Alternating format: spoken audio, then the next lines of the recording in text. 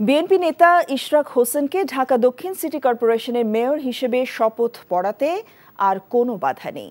ইশরাককে mayor ঘোষণা করে নির্বাচন কমিশনের জারি করা গেজেট স্থগিত চেয়ে করা রিট আজ খারিজ করে দিয়েছেন বিচারপতি আকরাম হোসেন চৌধুরী ও দেবাশিস রায় চৌধুরীর দ্বৈত বেঞ্চ। এখন শপথ পড়াতে গড়িমসি করলে আদালত অবমাননার অভিযোগ আনা হবে বলে জানিয়েছেন ইশরাকের আইনজীবীরা। রিপোর্টে আরও জানাচ্ছেন হাসান জাভেদ। মেয়র হিসেবে ইশরাক হোসেনকে শপথ পড়ানোর দাবিতে গত কয়েকদিন ধরে রাজধানীতে আন্দোলন করে আসছে তার সমর্থকরা। এদিকে তাকে যেন শপথ পড়ানো না হয় সেজন্য হাইকোর্টে রিট করেন এক আইনজীবী। 2 দিন সেই রিটের শুনানি হয়। 2টি যুক্তিতে রিটটি খারিজ করে দেয় আদালত। প্রথমত, যিনি জনস্বার্থে রিটটি করেছেন তিনি সংক্ষুব্ধ ব্যক্তি নন। দ্বিতীয়ত, ট্রাইব্যুনালের রায়ের বিরুদ্ধে আপিল করতে পারতেন সাবেক মেয়র তাপস অথবা নির্বাচন কমিশন, যা তারা করেননি। আদালত আরো বড় অবজারভেশন দিয়েই মামলাটা খারিজ করে দিয়েছে। ফলে ইশরাকের শপথ নেওয়ার আর কোনো বাধা রইল না। 26 তারিখের মধ্যে শপথ দিতে হবে। শপথ যদি না দেওয়া হয়, যেহেতু ট্রাইব্যুনালের যে আদালত হাই কোর্ট অফ দ্য কান্ট্রিতে চেষ্টা করছিল একটা মহল শপথকে বন্ধ করার জন্য, সেটা ব্যর্থ হয়েছে।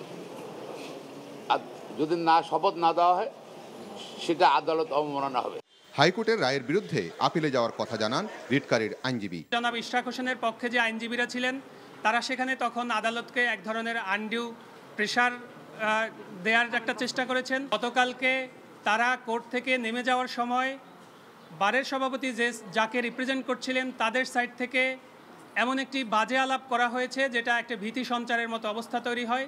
সেখানে স্পষ্ট করে বলা হয়েছে যে এই মামলায় যদি রুল দেয়া হয় তাহলে কোর্টে আর বসতে দিব না। ক্লায়েন্টের ইনস্ট্রাকশন হচ্ছে আমরা উচ্চতর আদালতে যাব, মহামান্য আপিল বিভাগে আমরা আপিল ফাইল করব।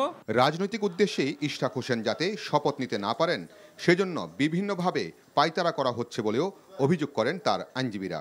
উপদেষ্টা যিনি আছেন তাকে কিন্তু কোনো রাজনৈতিক দলের প্রতিনিধি না তিনি সেখানে, বাট দেশের মানুষ তার কার্যক্রমে কিন্তু বিশ্বাস করতে শুরু করেছে কোনো একটা পার্টির পারপাস সার্ভ করার জন্য তিনি কাজ করছেন। তিনিও এখন অন্তত আজকের এই রিজেকশনের পরে আইনের প্রতি শ্রদ্ধাশীল থেকে নির্দিষ্ট ডেটের মধ্যে শপথ গ্রহণের ব্যবস্থা করবেন। চলতি বছরের 27শে মার্চ ইশরাক হোসেনকে মেয়র হিসেবে বিজয়ী ঘোষণা করে নির্বাচনী আপিল ট্রাইব্যুনাল। তারপর তাকে মেয়র ঘোষণা করে গেজেট প্রকাশ করে নির্বাচন commission. Hasan Javed, NTV news, Dhaka. এই ঈদে জামা জুতো অ্যাক্সেসরিজের ডিসকাউন্ট।